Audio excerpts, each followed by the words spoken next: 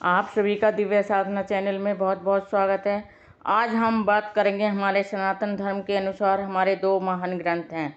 एक श्री रामचरितमानस, दूसरा श्रीमद् भागवत गीता। ये दोनों ग्रंथ ही हिंदू ग्रंथों में विशेष महत्व रखते हैं। आजकल हम श्रीमद् भागवत गीता के 18 अध्याय, जिनके श्लोकों की व्याख्या हम सरल और आसान शब्दों में कर रहे हैं। अब तक हमने श्रीमद् भागवत गीता की भूमिका की व्याख्या और उसके पहले अध्याय, जिसका नाम है कुरुक्षेत्र के युद्ध स्थल में सैन्य निरीक्षण के श्लोकों की व्याख्या, हमने सरल और आसान शब्दों में कर चुके हैं। अब आगे करेंगे श्रीमद् भागवत गीता के दूसरे अध्याय, जिसका नाम है गीता का सार।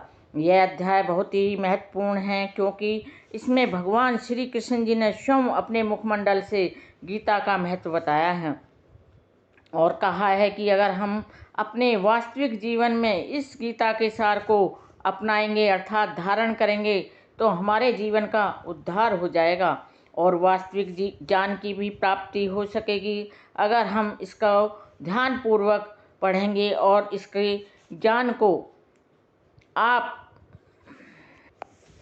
अपने जीवन में धारण करेंगे। आप इस गीता के सार के श्लोकों की व्याख्या, जो मैंने सरल और आसान शब्दों में कर रही हूँ, उसका श्रवण आप अवश्य करना और इसका लाभ उठाना। वीडियो शुरू करने से पहले आपसे मेरी प्रार्थना है कि आप मेरे वीडियो को लाइक, शेयर, सब्सक्राइब अवश्य करें। बेल आइकन भी प्रेस करें, जिससे मेरे सभी नोटिफिकेशन आपको मिलते रहें। अब शुरू करते हैं आज का वीडियो, जिसका नाम है गीता का सार, जो श्रीमद् भागवत गीता का दूसरा अध्याय है। उसके श्लोकों की व्याख्या हम सरल और आसान शब्दों में कर रहे हैं। आज का श्लोक है 16।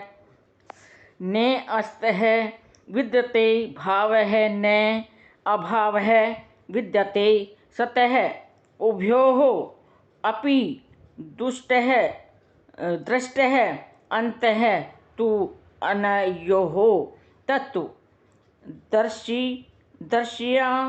दर्श्याभिः। इस श्लोक का अर्थ यह है कि तत्वदर्शियों ने यह निष्कर्ष निकाला कि असत अर्थात भौतिक शरीर का तो कोई चिर स्थायित्व नहीं है, किंतु सत आत्मा अपरिवर्तित रहता है। उन्होंने इन दोनों की प्रकृति के अध्ययन द्वारा यह निष्कर्ष निकाला है। कहने का अर्थ यह है कि परिवर्तनशील शरीर का कोई स्थायित्व नहीं है। आधुनिक चिकित्सा विज्ञान ने भी यह स्वीकार कर लिया है कि विभिन्न कोशिकाओं की क्रिया प्रतिक्रिया द्वारा शरीर प्रतिक्षण बदलता रहता है। इस तरह शरीर में वृद्धि तथा वृद्धावस्था आती रहती है, किंतु शरीर तथा मन में निरंतर परिवर्तन होने पर भी आत्मा स्थायी रहती है। यही पदार्थ तथा आत्मा का अंतर है। स्वभावतः शरीर नित्य परिवर्तनशील है और आत्मा शाश्वत है। तत्वदर्शियों ने, चाहे वे निर्विशेषवादी हों या सगुणवादी हों, इस निष्कर्ष की स्थापना की है। विष्णु पुराण में भी कहा गया है कि विष्णु तथा उनके धाम स्वयं प्रकाश से प्रकाशित हैं। सत तथा असत शब्द आत्मा तथा भौतिक पदार्थ के ही द्योतक हैं। सभी तत्वदर्शियों की यही स्थापना है। यहीं से भगवान द्वारा ज्ञान से मोहग्रस्त जीवों को उपदेश देने का शुभारंभ होता है। ज्ञान को हटाने के लिए आराधक और आराध्य के बीच पुनः शाश्वत संबंध स्थापित करना होता है और फिर अंश रूप जीवों तथा श्री भगवान के अंतर को समझना होता है। कोई भी व्यक्ति आत्मा के अध्ययन द्वारा परमेश्वर के स्वभाव को समझ सकता है। आत्मा तथा परमात्मा का अंतर अंश तथा पूर्ण के अंतर के रूप में है। वेदांत सूत्र तथा श्रीमद् भागवत में परमेश्वर को समस्त उद्भवों अर्थात प्रकाश का मूल माना गया है।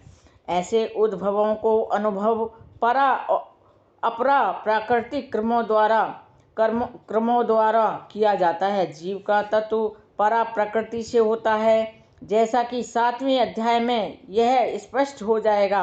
यद्यपि शक्ति तथा शक्तिमान में कोई अंतर नहीं होता, किंतु शक्तिमान को परम माना जाता है और शक्ति या प्रकृति को गौण माना जाता है। अतः सारे जीव उसी तरह परमेश्वर के सदैव अधीन रहते हैं जिस तरह सेवक स्वामी के या शिष्य गुरु के अधीन रहता है। अज्ञान अवस्था में ऐसे स्पष्ट ज्ञान को समझ पाना असंभव माना गया है। अतः ऐसे अज्ञान को दूर करने के लिए सदा सर्वदा के लिए जीवों को प्रबुद्ध करने हेतु भगवान भगवत गीता का उपदेश देते हैं।